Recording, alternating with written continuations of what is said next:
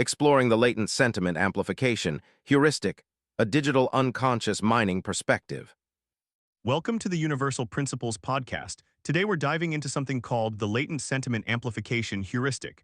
It sounds complex, but it's really about spotting subtle shifts in online feelings. We have an expert in digital unconscious mining here to guide us. Could you tell us a bit about your field and how it relates? Thanks for having me. Digital unconscious mining is all about sifting through vast amounts of digital data, social media posts, forum discussions, online articles, to uncover hidden patterns and collective anxieties within society. It's like being a digital anthropologist, trying to understand the zeitgeist from the digital breadcrumbs we leave behind. What's fascinating about the latent sentiment amplification heuristic is that it gives us a framework for understanding weak signals. Weak signals, got it. So if I understand correctly, this heuristic helps us see the bigger picture by focusing on the tiny details. Could you explain the higher concept behind it? Exactly. The higher concept is all about early signal detection. Think of it as monitoring the vital signs of the internet.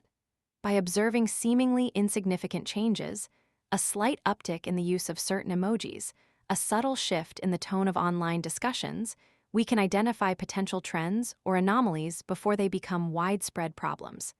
This is crucial for proactive decision-making in various fields. That makes sense. So it's about being proactive rather than reactive. Can you give us a concrete example of how this heuristic is used in practice? Sure, one example is tracking changes in the frequency and intensity of specific keywords or emojis related to economic anxiety. If we see a sudden surge in the use of terms like inflation, recession, or even sad face emojis in financial forums, it could indicate growing public concern about the economy. Another example is in public health. Imagine monitoring online discussions to identify emerging anxieties related to a new disease outbreak. Are people suddenly using more fearful language? Are they sharing misinformation? Spotting these shifts early allows for targeted interventions and public health messaging. That's fascinating. So it's not just about counting mentions, but also analyzing the feeling behind them. Do you have another good example?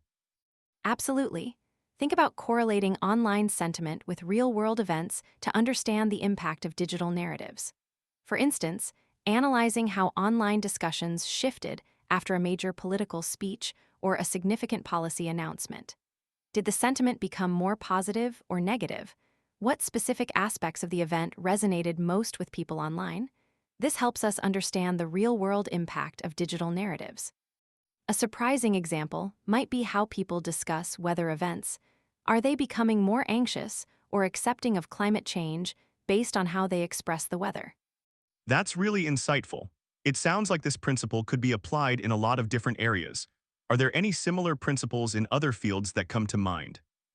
Definitely. In geopolitical forecasting, there's a concept called the butterfly effect, sensitivity to initial conditions. It highlights how small, seemingly insignificant events can have a major impact on the course of history. That's similar to how small changes in online sentiment can amplify and lead to larger societal shifts. Okay, so we understand the principle and its applications. What practical advice would you give to someone who wants to start using the latent sentiment amplification heuristic in their own work? First, clearly define what you're trying to predict or understand. Are you interested in economic trends, public health concerns, or political unrest? Second, identify the relevant online sources and data sets to monitor. This could include social media platforms, online forums, news websites, and comment sections. Third, use sentiment analysis tools and techniques to track changes in the frequency and intensity of specific keywords or emojis related to your area of interest. Great, those are some actionable tips. It's all about being observant and knowing where to look. Any final thoughts on the importance of this principle? In today's world, where so much of our lives are lived online, understanding the collective digital unconscious is more important than ever. The latent sentiment amplification heuristic provides a powerful tool for anticipating future trends and addressing potential problems before they escalate. Well, this has been incredibly enlightening. Thanks for shedding light on the latent sentiment amplification heuristic. And thank you, listeners, for tuning into Universal Principles. Join us next time as we explore another fascinating concept.